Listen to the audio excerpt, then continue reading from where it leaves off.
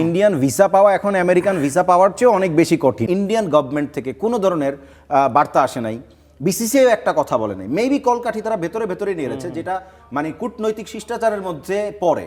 আইসিসিরই একটা security team আছে, তাদের অ্যানালাইসিস আর আমাদের অ্যানালাইসিসের মধ্যে তো ডিফারেন্স থাকতেই পারে। আপনি ইন্ডিয়ার বিভিন্ন রাজ্যে দেখবেন বাংলাদেশি সন্দেহে তারা তাদের মানুষকে পিটিয়ে মেরে ফেলে। ব্যাপারটা হচ্ছে সেইখানে।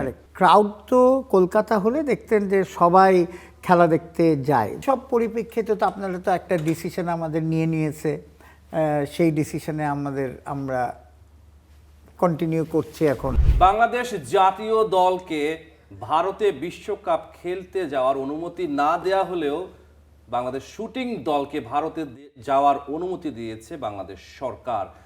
স্টার প্লের আলোচনায় আমার সাথে রয়েছেন দুইজন অতিথি, রয়েছেন বাংলাদেশ ক্রিকেট বোর্ডের পরিচালক ইফতেখার মিঠু এবং আমার সহকর্মী হাসান মাহাদি। মিঠু ভাই, আপনাকে স্বাগত জানাচ্ছি স্টুডিওতে। হাসান মাহাদি, আপনাকেও স্বাগত।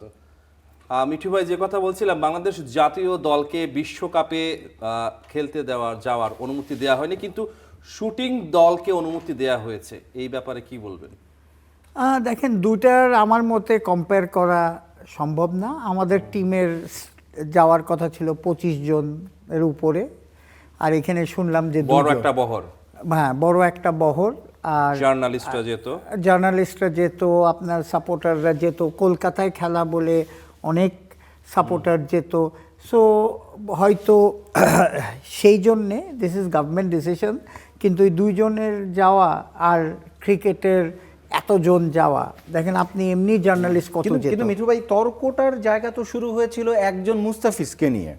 তো আপনি যখন একটা সিদ্ধান্ত নিতে যাবেন এইভাবে যে আমি ক্রিকেট বিশ্বকাপ খেলতে, এখানে শহর কি মানে ম্যাটার করছে? পশ্চিমবঙ্গ, দিল্লি, মুম্বাই, ব্যাপারটা কি সেভাবে ম্যাটার করছে? না, আমি বলছিলাম যে ক্রাউড তো কলকাতা হলে দেখতেন যে সবাই খেলা দেখতে যায়। আমরা যেটা আগের বাংলাদেশের সমর্থকদের কথা বলছি। হ্যাঁ, পাস্টের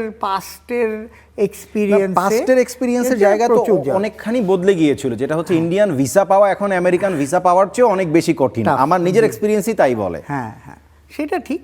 সো আমার মনে হয় আমাদের যে স্পোর্টস মিনিস্ট্রি ওই ডিসিশন নিয়েই ওনারা দিয়েছে যে দুইজন যাচ্ছে ইনডোর খেলা, যেটা আমি শুনেছি সেটার যে আপনার তারা যতটা সিকিউরিটি সাপোর্ট দিতে পারবে, সেটার থেকে আপনার একটা প্রথম কথা হচ্ছে 25 জনের একটা কন্টিনজেন্ট, তারপরে আপনাদেরও একটা সাংবাদিকদেরও একটা বিরাট বহর যাওয়ার কথা ছিল, তারপরেও যারা খেলা দেখতে যেত সেটাও ছিল। তো সেই সব পরিপ্রেক্ষিতে তো আপনারা তো একটা ডিসিশন আমাদের নিয়েছে, সেই ডিসিশনে আমরা কন্টিনিউ করছি। এখন মাহাদি, আপনি কি অবাক হয়েছেন নাকি যে ক্রিকেট দলকে যেতে দেওয়ার অনুমতি দেওয়া হয়নি কিন্তু শুটিং দল যাচ্ছে? আমার এই যে কথাটা মিঠু ভাই বলেছে যে ইনডোর গেম, দুজন মাত্র শুটার যাবে সেখানে, তো এখানে বিষয়টা মুস্তাফিজ, বাংলাদেশ ক্রিকেট দল কিংবা শুটিং দল না। শুটিং মানে মেইন আলোচনার বিষয়টা হচ্ছে বাংলাদেশের যে কোনো মানুষ। আপনি ইন্ডিয়ার বিভিন্ন রাজ্যে দেখবেন বাংলাদেশি সন্দেহে তারা তাদের মানুষকে পিটিয়ে মেরে ফেলে। ব্যাপারটা হচ্ছে সেইখানে। তো শুটিং দল গিয়েছে, বাংলাদেশ মানে যুব ক্রীড়া মন্ত্রণালয় সেটাকে কিভাবে, তারা বলছে যে এটা ইনডোর গেম, মাত্র 2 জন যাচ্ছে এবং তাদেরকে নিশ্চিত করা হয়েছে সেরকম নিরাপত্তা। সেই নিশ্চয়তার কথা মিঠু ভাই আমার চেয়ে ভালো বলতে পারবে। আমি ভেতরে যতটুকু খবর জানি, সেই নিরাপত্তার কথা তো বাংলাদেশ ক্রিকেট দলকেও আশ্বস্ত করেছে আইসিসি। ব্যাপারটা তো বিসিসিআই এর না, ব্যাপারটা ইন্ডিয়ান গভর্নমেন্টেরও না, ব্যাপারটা হচ্ছে আইসিসির। তো আইসিসি যদি বাংলাদেশকে সেই নিশ্চয়তা দেয়, এবং আলোচনাটা সেখানেই যে খুব তড়িঘড়ি করে মুস্তাফিজকে বাদ দেওয়ার সিদ্ধান্তের পরের দিনই বাংলাদেশ সরকার আসলে পুরো প্রসেসটাতে জড়িয়ে পড়েছে। ওয়ারেস আপনি দেখবেন ইন্ডিয়ান গভর্নমেন্ট থেকে কোনো ধরনের বার্তা আসে নাই, বিসিসিআই একটা কথা বলে নাই, মেবি কলকাঠি তারা ভেতরে ভেতরে নিয়ে গেছে, যেটা মানে কূটনৈতিক শিষ্টাচারের মধ্যে পড়ে। কিন্তু গেমটা হয়তো বা সেখানেই সেট হয়েছে, কিন্তু সব কিছু বলিয়েছে আইসিসিকে দিয়ে। বিসিসিআই কি কলকাঠি নেড়েছে কিনা কি বলবেন? এটা তো আমরা তো প্রথম থেকে আমাদের stands for very very simple, যে দ্য টুর্নামেন্ট কার্ড টুর্নামেন্ট, এটা হচ্ছে আইসিসি টুর্নামেন্ট। এটা আমাদেরও যখন ঢাকায় বাংলাদেশে 2011-2014 হয়েছিল, আমরা ছিলাম হোস্ট। আমাদের কিন্তু ওরা কি করতো, ওরা স্টেডিয়ামের ভাড়া, এক্সপেন্স এইসব দিত, আর আমরা যত কি নাম টিকিট বেচতাম সেগুলি আমাদের রেভিনিউ। সো এই কনসেপ্টেই কিন্তু সারা ইন্ডিয়া হোক যেই হোক এটার কনসেপ্ট। এখন আপনারা জানেন যে আইসিসিরই একটা সিকিউরিটি টিম আছে, হয়তো থার্ড পার্টিকে দ্বারা দায়িত্ব দেয়া হয়েছিল, অ্যানালাইসিস করে। সো তাদের অ্যানালাইসিস আর আমাদের অ্যানালাইসিসের মধ্যে তো ডিফারেন্স থাকতেই পারে, কথাটা বুঝছেন। আর এটা ছিল কারণ ক্রস বর্ডার যে আমাদের একটা যে ক্রস বর্ডারের যে উত্তেজনা চলতেছে সেটা তো বাইরের থেকে বোঝাটা অত সহজ না। মিঠু ভাই, আমার কাছে মনে হয় কি যে জিনিসটা সম্ভবত ক্রিকেটকে ছাপিয়ে অনেকটা বেশি রাজনীতি। খুব রিসেন্টলি আপনার পশ্চিমবঙ্গ ইলেকশন হবে এবং পশ্চিমবঙ্গ ইলেকশনে লম্বা সময় ধরে তৃণমূল কংগ্রেস সম্ভবত ক্ষমতায় আছে, সেখানে বিজেপি একটা স্টেক নিতে চায় এবং তার এন্টি বাংলাদেশ বা মুসলিম বিদ্বেষী মনোভাবটা দিয়েই তো আসলে তারা রাজনীতিটা করে। সেই রাজনীতির ফ্ল্যাগশিপটা ধরে রাখার জন্যই সম্ভবত এরকম একটা কাজ হতে পারে, যেখানে আসলে বলি হয়েছে বাংলাদেশের ক্রিকেট। এবং নিয়ার ফিউচারে বাংলাদেশ ক্রিকেটের জন্য এটা একটা বড় ধরনের ক্ষতি ডেকে আনবে, এই ব্যাপারে সম্ভবত কেউ দ্বিমত করবে না। মিঠু ভাই, আপনি কি দ্বিমত করবেন এই বিষয়ে? না, ব্যাপারটা হচ্ছে কি, এখন সামনে আমাদের ইলেকশন আছে, নতুন সরকার আসবে, কিভাবে আপনার হ্যান্ডেল করবে সিচুয়েশন, এটাও ব্যাপার আছে।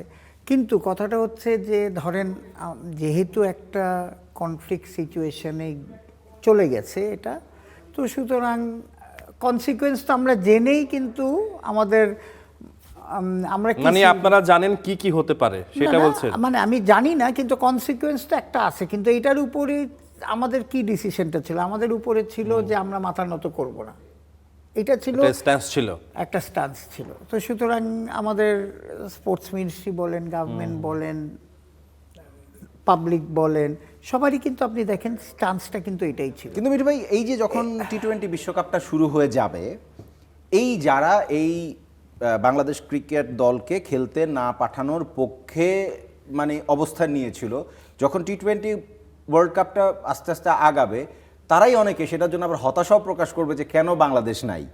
এবং দেখেন, এইটার সাথে অনেক বড় মনিটরি একটা ব্যাপার জড়িত আছে। আমাদের টেলিভিশনগুলো বলেন, সোশ্যাল মিডিয়া বলেন, এখানে কিন্তু প্রচুর নিউজের ব্যাপার থাকে, আরও আনুষঙ্গিক অনেক বিষয়গুলো জড়িত থাকে। সেই জায়গায়ও আমরা মনে হয় যে পিছিয়ে পড়বো বা পিছিয়ে পড়ার সুযোগ আছে। এবং আমাদের সব সাংবাদিকরা অ্যাক্রেডিটেশন প্রথম দফায় কিন্তু একদম সবার বাতিল করা হয়েছে, রিজেক্ট করা হয়েছে। এবং এরকমভাবে আইসিসি কখনো লেখে না যে রিজেক্টেড, তারা অ্যাপোলজি জানায় যে আমার আসন সংকুলানে সমস্যা আছে, এত বেশি জার্নালিস্ট বসতে দেওয়ার ব্যবস্থা নাই, সবারটা বাতিল হয়, এইভাবে ডিনাই করে। এবার ডিনাই করেন, এবার রিজেক্ট করেছে, পরবর্তীতে আবার অনেকে রিঅ্যাপিল করে হয়তো বা পাচ্ছে বা সেটা করার চেষ্টা হচ্ছে। কিন্তু আদতে এই বিশ্বকাপের উপরে বাংলাদেশের মানুষ কিংবা বাংলাদেশের সাংবাদিক ফ্রেটার্নিটির কতখানি মানে থাকবে, আগ্রহ থাকবে, সেটা তো একটা বড় প্রশ্ন হিসেবে দাঁড়ায়। এই ব্যাপারে কি বলবো?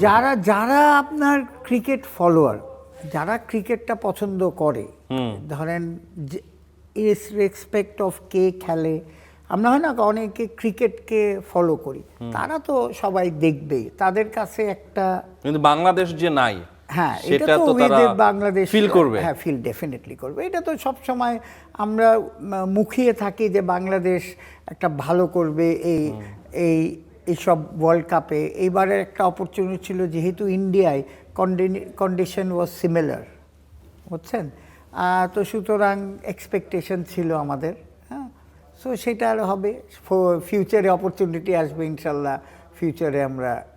ক্রিকেটারদের জন্য কি বলবেন? তাদের জন্য কিভাবে আপনি কি বোধ করছেন, তাদের মনে কি চলছে? ক্রিকেটারদের তো শোনেন, ক্রিকেটের যে এই যে বিপিএলটা হলো, এটা তো বেসিক্যালি করা হয়েছেই কিন্তু ক্রিকেটারদের জন্য। এখন তারা দেশের জন্য যারা, ধরেন আমি কথা বলছি, হয়তো তারা যারা 30+ 4 বছর পরে বা 2 বছর পরে আবার খেলাবে, তো বিপিএলটা করা হয়েছে, টি-20 বিশ্বকাপটা মাথায় ছিল। আচ্ছা, তো সেক্ষেত্রে তো টি-20 বিশ্বকাপ যদি মাথায় থাকে, বিপিএল এর অন্যতম টপ পারফর্মার নাজমুল শান্ত, তাকে কিন্তু দলে রাখা হয়নি বিশ্বকাপ দলে। না, জিনিসটা হচ্ছে কি, দেখেন আমি বলছি, একটা তো যখন টিম আমি নট আ সিলেক্টর, না, আপনি কিন্তু আমি selector না, যদি তবে সিলেক্টর জানতে হতাম, চাচ্ছিলাম আর কি। আমরা হচ্ছে যে গত না, এটা নিয়ে আমার কাছে মনে হয় মিশু ভাই, এটা নিয়ে তো সময়ও ছিল, 30 তারিখ পর্যন্ত তো দলে পরিবর্তন আনা সম্ভব ছিল, যেহেতু আমরা 30 তারিখ পর্যন্ত যাই নাই। সো আমার কাছে মনে হয় এই আলোচনাটা এখানে খুব একটা প্রাসঙ্গিক হওয়ার চেয়ে বেশি জরুরি যেটা ছিল সেটা হচ্ছে আজকে দ্য ক্রিকেটারের একটা প্রতিবেদন এসেছে, যেখানে ব্রিটিশ ম্যাগাজিন ব্রিটিশ ম্যাগাজিন, এবং যেখানে বাংলাদেশকে 10টা ফ্র্যাঞ্চাইজির মধ্যে সবচাইতে তলানির ফ্র্যাঞ্চাইজ 10 হিসেবে 10 নাম্বার, মানে শেষের দিক থেকে প্রথম। হ্যাঁ, শেষের এবং দিকে আমরা প্রথম। শ্রীলঙ্কান ক্রিকেট লিগের চেয়েও নিচে আছি, মানে নাম্বার 10, এবং আমরা মানে বয়সের দিক থেকে মানে দ্বিতীয় সর্বোচ্চ দ্বিতীয় স্থানে আছে। আইপিএল এর পরে আমরা এডিশনটা যুক্ত আমার করেছিলাম। একটা কোয়েশ্চেন আছে, আপনি কি অবাক হয়েছেন? আমি কখনোই অবাক হই নাই। আচ্ছা মাহাদি, আমাদের একটা বিরতি নেওয়ার সময় হয়েছে, ফিরে এসে আবার এই বিষয় নিয়ে কথা বলবো। স্টার প্লেতে নিচ্ছি একটা বিরতি, ফিরছে কিছুক্ষণ পর, সাথেই থাকুন।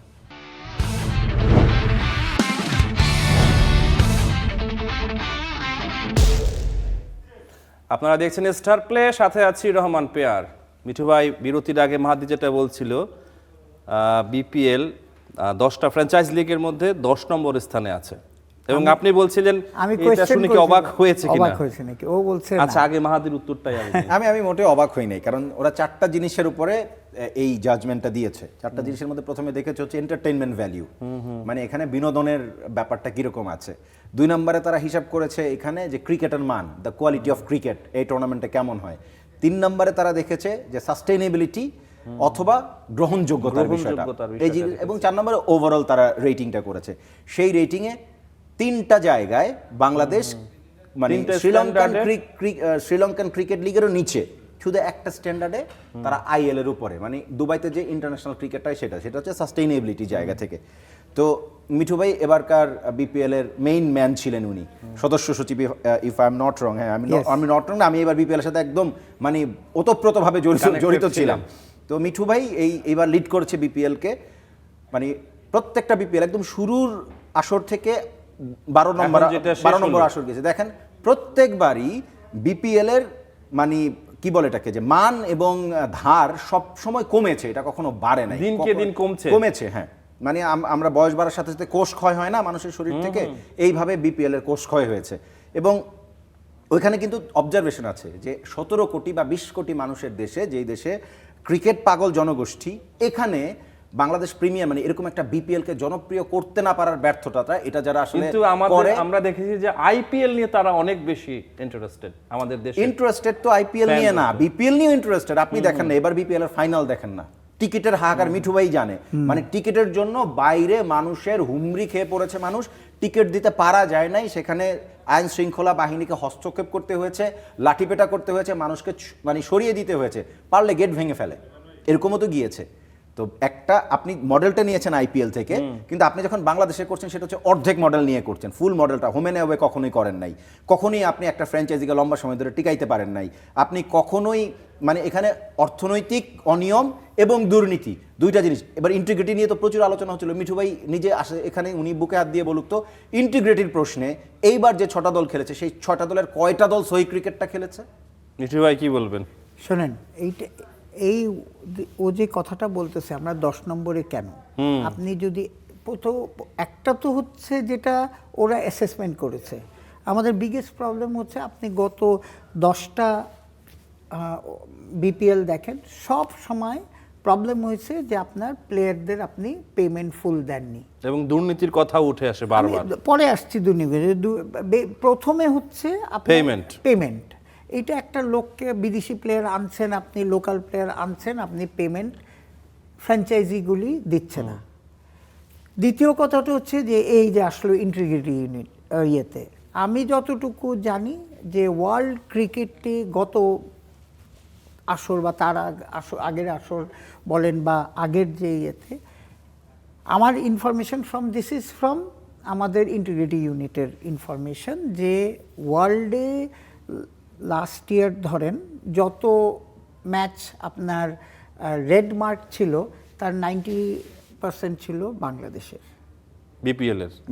বিপিএল এর পরে হচ্ছে শ্রীলঙ্কান ক্রিকেট লিগ, তারও সে অর্থনৈতিকভাবে দুর্নীতিগ্রস্ত। তো তারপরে এখন কি হয়েছে, তো সুতরাং আমাদের এইবারের মোটো ছিল 3টা, যেহেতু এবার ক্রিকেটের জানেন ক্রিকেটারদের আমরা এটা জোর করে 2 মাসের মধ্যে জোর করেই করা হয়েছে, যে একটা হচ্ছে যে তারা যাতে পেমেন্টটা পায় আর সেকেন্ড ইন্টিগ্রিটি ইউনিটে we were very very very very strict very এই জন্যে কিন্তু কমপ্লেন শুনেছি যে এর ফোন নিয়ে নিচ্ছে, ওর ফোন নিয়ে নিচ্ছে। আমিও কয়েকবার ফোন জমা দিয়েছি, আমাকে দিতে হয়েছে। হ্যাঁ, যে নিয়ম অনুযায়ী। আর ইভেন আমি অ্যাজ আ মানে মেন গাই যে রান করেছে এন্টায়ার টুর্নামেন্ট, আমাকেও কিন্তু ফোন জমা দিতে হয়েছে। হ্যাঁ, ড্রেসিং রুমের আশেপাশে আসতে নেই। So this way strict.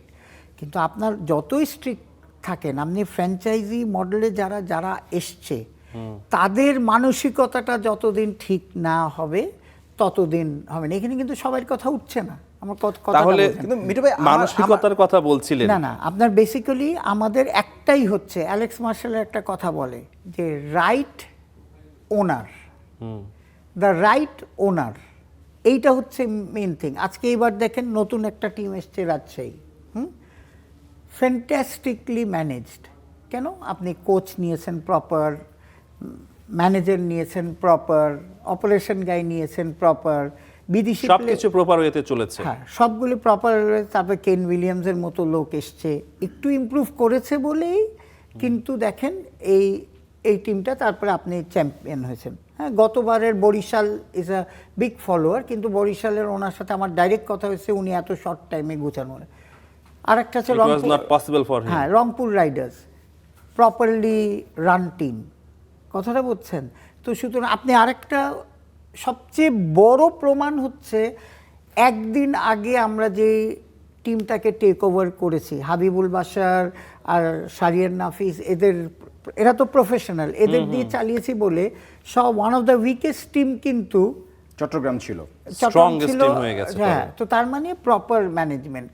So আপনার এরকম টিম যতদিন ওনার না আসবে, অ্যান্ড বেসিক্যালি ফ্যান ফলোয়ার তৈরি করতে হলে কিন্তু হোম অ্যান্ড অ্যাওয়ে মাহাদি একদম একটা বলেন নির্দিষ্ট একটা ফ্র্যাঞ্চাইজ থাকতে হয়। হ্যাঁ, ধরেন আমি যদি রাজশাহীতে খেলা করতে পারি, তাহলে রাজশাহী টিমটার নিজস্ব ফলোয়াররা হবে, তারা জার্সি বেচে দল বেঁধে খেলা দেখতে যাবে। আমি বলছি দেখেন, আপনি ম্যানচেস্টার ইউনাইটেড যান, দোকান থেকে কিনতে হবে 150 পাউন্ডে একটা ইয়ে। ওদের মাথায় কি 1 লাখ লোক যাবে, আমি যদি 150 পাউন্ড করে কিনি, তার মানে আপনি চিন্তা করেন কত টাকা, হিউজ একটা অ্যামাউন্ট আসবে। আমরা কিন্তু এই মানসিকতায় নেই। মিঠু ভাই, মাহাদি একটা প্রশ্ন করতে চেয়েছি। হ্যাঁ, মিঠু ভাইকে যে প্রশ্নটা আমি করতে চেয়েছি, বা আমার নিজেরও জানার ইচ্ছা, আমি এটা নিয়ে আসলে চিন্তাও করেছি, যে এই যে আপনার চট্টগ্রামকে যে ফ্র্যাঞ্চাইজটা দেওয়া হয়েছিল, triangle services if I am not wrong, তার ব্যাপারে আমাদের মানে জার্নালিস্ট ফ্রেটার্নিটিতে যেই খবর ছিল, তারা কেপেবল না, মানে যেই আর্থিক মানে বাধ্যবাধকতার ব্যাপারটা ছিল, তারা সেই ব্যাপারেও মানে কেপেবল এনাফ না। সেই দলটা যখন দেয়া হয়েছে, ইট ওয়াজ অ্যান্টিসিপেটেড যে হ্যাঁ, এই দলটাকে টেক ওভার করতে হবে বাংলাদেশ ক্রিকেট বোর্ডকে। ইনফ্যাক্ট আরও 2টা ফ্র্যাঞ্চাইজির ব্যাপারে টেক ওভারের ব্যাপারটা ছিল, এবং বাংলাদেশ ক্রিকেট বোর্ড তখন বলেছে যে 3টাও হয়, 3টাও আমরা টেক ওভার করব। আমি নিজে বলেছি। তাহলে মিঠু ভাই, আমরা যখন এই আমাদের যে এই অবমূল্যায়নের, মানে আমাদের ক্রমান্বয়ে যে বাংলাদেশ বিপিএলটা যে ক্রমান্বয়ে নিচের দিকে নেমে এসছে, তার পেছনে অন্যতম একটা কারণ হচ্ছে যে প্রপার টাইমে এই মানে ইন্টারন্যাশনাল ক্যালেন্ডারের সাথে মিলিয়ে এই টুর্নামেন্টটা কখনোই আয়োজন করা যায় না। দুটো জিনিস আছে, আমি আরেকটা বলবো। ওয়ান ইজ দ্যাট হচ্ছে কি, যে আপনার যত, আমি অ্যাজ আ ক্রিকেটার বলছি, যে যত ভালো প্লেয়ার আনবেন, হ্যাঁ, ইন্টারেস্ট তত বাড়বে। কিন্তু ভালো প্লেয়াররা তো এখন বিপিএল আসতে চায় না। আসবে কিভাবে? একই সাথে আইএল টি20 চলছে, বিগ ব্যাশ চলছে, তারপরে চলছে এসএ টি20। তো কোয়ালিটির দিক থেকে এসএ টি20 সেকেন্ড, বিবিএল মানে বিগ ব্যাশ ক্রিকেট লিগ হচ্ছে থার্ড। তো অত বড় জায়গায় খেলা বাদ দিয়ে আমাদের রিশাদ হোসেন তো বিপিএল খেলে নাই, ঠিক ঠিকানা নেই পেমেন্ট পাবে কিনা। এক্স্যাক্টলি, বিপিএল তো রিশাদও খেলে নাই, রিশাদ তো খেলেছে বিগ ব্যাশ। তাহলে আমার দেশের ক্রিকেটার আমার ফ্র্যাঞ্চাইজ লিগ বাদ দিয়ে যখন বিগ ব্যাশে খেলতে যায়, তখন তো বুঝতে হয় যে আমার কোয়ালিটি কোথায়। সেটাই, এটা আমাকে বুঝতে হবে না যে আমার কোয়ালিটি আসলে কোথায়। আরেকটা জিনিস যেটা আমাদের হিট করেছে, দেখেন যে আমাদের ফ্র্যাঞ্চাইজি নেম কতবার, রাজশাহীর কয়বার নাম চেঞ্জ। ভাই, আমি রাজশাহীর সব নাম মনেও নাই আমার। রাজশাহী রয়্যালস হয়েছে, দুর্বার রাজশাহী, দুরন্ত রাজশাহী। এবং যারা প্লেয়ার তারাই বলতে পারে না যে কোন দলে খেলছে। এখন হচ্ছে কি, আপনার পুরো নামটা বলতে পারে না। তার মানে আমাদের ওনার চুজে ফার্স্ট মিস্টেক।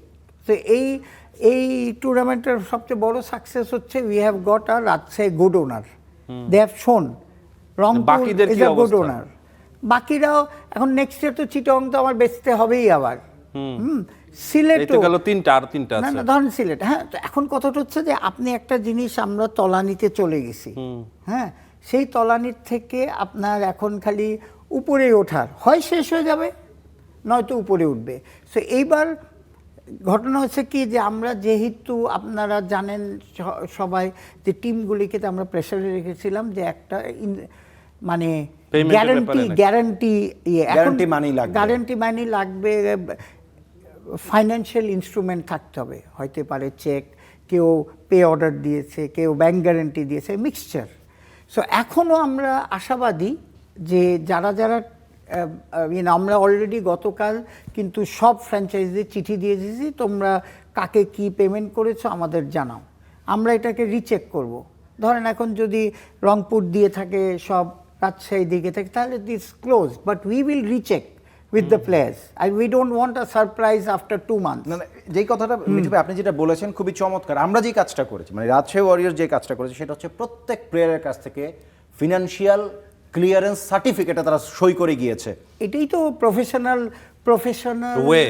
ওয়ে, কথাটা বুঝছেন। এখন আমরা যদি এইটাকে ঠিক করতে পারি, খেলাটা কিন্তু অটোমেটিকলি ভালো হবে। এবার দেখেন উইকেট মোটামুটি ভালো ছিল, এখন আপনি আমার বলেন বন্ধ হয়ে গেছে, এত টাইট টুর্নামেন্ট, বাংলাদেশ টিম চলে যাচ্ছে, দের ওয়াজ নো গ্যাপ। সো সুতরাং আমরা সিলেটের 2টা দিন লস করাতে, এটা কিন্তু চিটংয়ে হওয়ার কথা ছিল। এক্স্যাক্টলি এই প্রশ্নটা মিঠু ভাই আমি একটু করতে চাই হচ্ছে যে এই যে চট্টগ্রামে আমরা মানে খেলাটাকে নিয়ে যেতে পারলাম না, এখানে দু একটা ফ্র্যাঞ্চাইজ আছে, যেমন রাজশাহী ওয়ারিয়র্সের স্পন্সরদের মেইন জায়গাটা ছিল হচ্ছে আপনার চিটাগং বেস। হ্যাঁ। সেখানে যখন আমার ক্রিকেট যায় নাই, বিপিএল যায় নাই, সেখান থেকে কিন্তু ওয়ারিয়র্স এখানে মানে ফিনান্সিয়ালি অনেক Loser। লস করেছে। হ্যাঁ, loser। তো সেখানে বাংলাদেশ ক্রিকেট বোর্ড মানে কয়েক হাজার কোটি টাকার ফান্ড নিয়ে বসে থাকলে, ফ্র্যাঞ্চাইজগুলোকে যদি এখানে তারা প্রণোদনা না দেয় বা ফ্র্যাঞ্চাইজগুলোকে এখানে যদি হেল্প না করে, তাহলে আমি কেন ইন্টারেস্ট দেখাবো যে পরের সিজনে আমি আবার এত টাকা খরচ করে এবার দল করবো? দেখেন আরেকটা জিনিস করা হয়েছে যে এবার কিন্তু আমরা ফার্স্ট টাইম আস্তে আস্তে আমাদের প্রফিট শেয়ার করতে হবে। হয় কি, আমি যদি মনে করি, আমি পার্সোনালি মনে সেই করি মডেলটা কি তৈরি করছেন? এইবার কিন্তু ডিক্লেয়ার দেওয়া হয়েছে, হ্যাঁ, যে এবার থেকে পাবে নাকি হ্যাঁ আগামীবার? এবার পাবে। আমরা হিসাবটা করিনি, যে নেট প্রফিট হবে তার থেকে আমরা 30% টিমদের দিয়ে দেবো, ফ্র্যাঞ্চাইজগুলোকে দেবে। হ্যাঁ, আমি মনে করি এটাকে বাড়ানো উচিত। কথাটা বুঝছেন, তাহলেই না ওদের এখান থেকে একটা, আমি যদি ওই 5 নম্বরে 6 নম্বরে 3 নম্বরে নিতে চাই, তাহলে কিন্তু আমাদের ফ্র্যাঞ্চাইজ যেই সিস্টেমে চলছে এর থেকে বার হয়ে আসতে হবে। এখন আমি যদি একসঙ্গে 2 সেট ইকুইপমেন্ট নিয়ে খেলি, আজকে রাজশাহী খেলা হচ্ছে, পরের দিন সিলেট খেলা হচ্ছে, 2 মাঠে হচ্ছে, কিন্তু ট্রাভেল করতে হচ্ছে না। এখন কি করছি আমরা ভেন্যু চেঞ্জ করছি, কথাটা বুঝছেন। কিন্তু অ্যাকচুয়ালি উনি যেটা বলতেছে, যতদিন পর্যন্ত আমরা হোম অ্যান্ড অ্যাওয়ে না খেলতে পারবো, তাতে আপনার প্রপার টুর্নামেন্ট হবে না। হবে না। এখন শোনেন, ওনাদের রাজশাহীর হাউ উইল দে আর্ন, আপনি যদি বিজনেস ইয়েতে যান, এখন রাজশাহীকে যদি ওই লেভেলে পপুলার ওরা নিয়ে যেতে পারে, আমি একটা নতুন হয়তো লঞ্চ করলাম আমার আইটি। আচ্ছা মিঠু ভাই, সময় হয়েছে আরো একটা বিরতি নেওয়ার, আরো জানবে এই বিষয়ে, তবে তার আগে একটা বিরতি নিচ্ছে।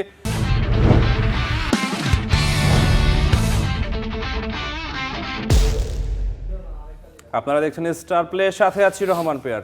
মিঠু ভাই বলছিলেন একটা ফ্র্যাঞ্চাইজ কিভাবে পপুলার হবে। আচ্ছা, একটা ফ্র্যাঞ্চাইজ কিভাবে পপুলার হবে, প্রশ্নটা মিঠু ভাইয়ের কাছে আমার কখনোই সেটা না। একটা ফ্র্যাঞ্চাইজ কিভাবে পপুলার হবে সেটা ফ্র্যাঞ্চাইজও ঠিক করতে পারে, কিন্তু বাংলাদেশ ক্রিকেট বোর্ড, মিঠু ভাই যেহেতু এবার বিপিএল চালিয়েছে, সদস্য সচিব তিনি, তো বাংলাদেশ ক্রিকেট বোর্ড আসলে কি কি উদ্যোগ নিতে পারে, এবার কিছুটা নিয়েছে, যেমন হচ্ছে রেভিনিউ শেয়ারিংয়ের 30%-এর ব্যাপারে এসছে। কিন্তু মিঠু ভাই, এবার কি আমরা মানে পর্যাপ্ত পরিমাণে আর্ন করতে পেরেছি এই বিপিএল দিয়ে? বিপিএল আয়োজনটা কি অনেকটা মানে কলার মধ্যে কার্বাইড দিয়ে কলা পাকানোর মতন করে কি এবার বিপিএলটা করা হয় নাই? আমি আপনার সাথে একদম 100% অ্যাগ্রি। এখানে আপনার সাথে তর্কের কোনো ওয়ে নাই। আমরা 15 ইলেকশন হয়েছে আপনার ফার্স্ট উইকে, সেকেন্ড উইকে, ইট ওয়াজ নেক্সট টু ইম্পসিবল, রাইট। কিন্তু তারপরে আমরা করেছি। আমরা লাকি যে আপনাদের মতো টিম এসেছে। রাজশাহীর কথা বলছে। হ্যাঁ, এখন আপনি দেখেন, প্রথম প্রবলেম হচ্ছে যে কন্টিনিউয়েশন অফ দ্য টিম। আমরা কিন্তু এই যে এত চেঞ্জ হয়েছে, আগে কিন্তু কিছু লং টার্ম, আজকে যদি আগে আপনি 10 বছরের দিয়ে দিত, টিম চেঞ্জ হতে পারতো, হাত বোতল হতে পারতো, কিন্তু সেম নেম থাকতো, তাহলে একটা ব্র্যান্ড ভ্যালু তৈরি হতো। কিন্তু আমরা 2 বছর 3 বছর পর পর নতুন টিম পাল্টানো হচ্ছে, ওনারও পাল্টানো হচ্ছে। আজকে আমরা ওনারা তাড়াহুড়া করে ওনাদের ওনারদের হয়তো খুব শখ আছে, এখন তো প্যাশনের জন্য এসছে, কিন্তু দেখেন প্যাশনের জন্য লোকজন এসে 4-5 বছর ধরে প্রতি বছর 5-6 কোটি টাকা খরচ করা, ইউনিট ডিপ পকেট। হ্যাঁ, তো সুতরাং it has to turn to a business যেখান থেকে at least break even. Right, break ইভেনে পৌঁছানো। হ্যাঁ, আমি এসে ব্যবসায়ী ক্রিকেটার হিসাবে বলছি, যতদিন আমরা ওই পর্যায়ে না নিতে পারবো এটা, ততদিন আবার দেখবেন ধরেন নাবিল গ্রুপ এখন ইন্টারেস্টেড, 5 বছর পরে হয়তো ইন্টারেস্টেড না, কিন্তু আজকে দেখেন মুম্বাই ইন্ডিয়ান্সের কেন এই অবস্থা, এরা এখন এটাকে একটা ব্যবসা ইউনিট হিসাবে চলছে। মিঠু ভাই, আপনি যদি ওই বাড়ি একটা দুটো ফ্র্যাঞ্চাইজ হয়তো বা হাত বদল হবে আইপিএলে, তো কেকেআর এর বর্তমান মার্কেট ভ্যালু হচ্ছে 67,000 কোটি রুপি ভ্যালুয়েশন। তো একটা দল বিক্রি হবে, সেটার দাম হয় হচ্ছে 50,000 কোটি। বা একটা নতুন ফ্র্যাঞ্চাইজ নিতে গেলে সেখানে আপনার 14 থেকে 30,000 কোটি টাকা দামে আপনাকে কিনতে হয়। যখন গুজরাট কেনা হলো, আপনার লাখনৌ পিএসএল এ 6 নম্বর পজিশন, মানে তারা মানে মানের বিচারে 6 নম্বর পিএসএল, বাট পিএসএল ও অনেক বড় আঙ্গিকেই করে, অনেক দামে বিক্রি হয়েছে। রাইট, কারণ এটা দেখেন ওরা ডেভেলপ করে ফেলছে। কথাটা বলছেন ফ্র্যাঞ্চাইজি লিগটা কি, ব্যাপারটা কি মিঠু ভাই, যে আমাদের এই বিপিএল নিয়ে যারা ভেবেছে বা যারা চিন্তা করেছে, তারা কখনোই বিপিএল বাংলাদেশের জনপ্রিয় হোক সেটা নিয়ে ভাবে নাই। তারা ভেবেছে বিপিএল থেকে মানে কিভাবে টাকা আর্ন হবে, যেখানে ফ্র্যাঞ্চাইজিগুলোর কোনো দায় দায়িত্ব নাই, আমরা আমাদের মতন করে আর্ন করবো, ব্যাপারটা তো তাই। আমি এটাকে যে রেজাল্ট, শুনেন, আমি আপনার সাথে অ্যাজ এ বোর্ড ডিরেক্টর অনেক তর্ক করতে পারি, কিন্তু আপনি যদি রেজাল্ট দেখেন, এই রেজাল্ট কিন্তু বলছে আপনারটা, আমার কথার পক্ষেই যুক্তি দেখাচ্ছে, আপনার যুক্তিটা কারেক্ট। মানে definitely there was a mistake, যেই জন্যে আমাদের এই ডেভেলপমেন্টটা নেই। আজকে যদি আপনি আগের আসরগুলোর কথা বলছেন নাকি এই আসর? প্রথম থেকে একদম ধারাবাহিকভাবে এখান থেকে তো আমরা নতুন করে আমরা নতুন করে শুরু করতে চাচ্ছি। নিউ স্টার্ট ছিল এটা। হ্যাঁ, নিউ স্টার্ট বলতে পারেন। কি করছি আমরা, 5 বছর দিয়ে দিয়েছি, ফার্স্ট চেঞ্জ। দ্বিতীয় কথাটা, আগে ছিলাম আমি, এবার অকশনে আপনি কাকে নিবেন আপনার উপর দায়িত্ব দেওয়া উচিত। আমি ধরে দিব যে আপনি 1 নম্বর আপনি সিলেক্ট করবেন, এটা তো লাখের ব্যাপার, টিম ইচ্ছা করলেও আপনি নিতে পারবেন, ভালো করতে পারবেন। কিন্তু অকশন নিয়ম মিঠু ভাই, আমরা যখন অকশন টেবিল দেখেছি বা অকশনে গিয়েছি, তখনও সেই কিছু ওই যে বাংলাদেশে তো কোটা বিরোধী আন্দোলন থেকে 5 আগস্ট হয়েছে, সেরকম কিছু কোটা বা বার কিন্তু সেখানেও সেট করে দেওয়া হয়েছে। ওপেন অকশন এটা ছিল না। না, আমি আপনাকে বলছি, শুনেন, এটাকে নিউ স্টার্ট যদি আমরা দেখি, হ্যাঁ, তাহলে সেমি নিউ স্টার্ট বলতে পারি আমরা। না, একদম নিউ স্টার্টই বলতে পারেন। কারণ ব্যাপারটা হচ্ছে, আপনি তো 10 নম্বরে, এন্ড অফ দ্য ডে এই রেজাল্টটা যে এসছে, এটা কিন্তু এই বিপিএল এরটা ধরেনি, ওরা ধরেছে আগের BPL. I am not saying যে this is a excellent, super excellent হয়েছে। যেরকম দেখেন আমরা ট্রফি চেঞ্জ করেছি, প্রতি বছর ট্রফি চেঞ্জ করা উচিত একটা নতুনত্ব আনার জন্যে। আমরা কিন্তু সেম ট্রফি কন্টিনিউ করেছি। এবার ট্রফি হচ্ছে মাশাআল্লাহ আপনাদের দোয়ায়, আপনাদের সবাই পছন্দ হয়েছে, দুবাই থেকে আনা হয়েছে, যেটা ফিডব্যাক আমরা পেয়েছি। এখন দেখেন এগুলি কিন্তু logo change, trophy change, road show, এইগুলি কিন্তু সবই আছে, কিন্তু সবই চেঞ্জ হয়েছে। বিপিএল এর ওয়েবসাইটটা কবে হবে? এই যে সেটাই, দিস ইজ আ পার্ট। আপনি আমাকে 2 মাসে এত করতে, আমরা কি করেছিলাম আরো ভালো হতো, আমরা ওয়ার্ল্ড ফেমাস আইএমজি যারা বিপিএল করেছে তাদেরকে আমরা অ্যাপয়েন্টমেন্ট দিয়েছিলাম 3 বছরের জন্য, যে তাদের এক্সপিরিয়েন্স নিয়ে আপনাদের সাথে বসে আমরা করব। That was the planning. কিন্তু এত শর্ট টাইমে আইএমজিও বলে দিয়েছে যে আমি শর্ট টাইমে পারবো না। নেক্সট ইয়ার থেকে তারা কাজ করবে। না, নেক্সট ইয়ার তো শুরু হয়ে গেল না, বিপিএল শেষ হয়ে গেছে। মিঠু ভাই, এখন থেকে কাজ না করলে আপনি নেক্সট বিপিএল এখন থেকে যদি আপনি ঘোষণা না দেন, ক্যালেন্ডার না দেন, হবে না। আমি একদম, আমাদের অ্যাটলিস্ট টিমগুলিকে 6 মাস টাইম দেওয়া উচিত, যে আমি অকশন না, আমি বলছি অকশনের আগে সব কিছু শেষ করে দেওয়া উচিত। আপনি কথার কথা হচ্ছে, আপনি পপুলারিটি পারবেন কি? আমার নেক্সট ট্রফি অ্যাকচুয়ালি আমি প্রতি জায়গায় একটা হাইপ আপ তুলতে হবে তো বিপিএল রাইট সম্বন্ধে। মিঠু ভাই, সময় আজকে একেবারে শেষ। আপনাকে অসংখ্য ধন্যবাদ। হাসান মাহাদি, আপনাকেও ধন্যবাদ। ফিরে যাচ্ছি ডায়নার কাছে, তিনি আছেন মূল স্টুডিওতে। টেবিলের তলানি থেকে টপে আসার জার্নিটা যেন আলোচনার টেবিলেই সীমাবদ্ধ না থাকে, সেই আশা রেখে আজকে বিদায় নেব, কিন্তু ফিরে আসবো আগামীকাল আবারও ঠিক রাত 10টায়। Till then, stay with Star play.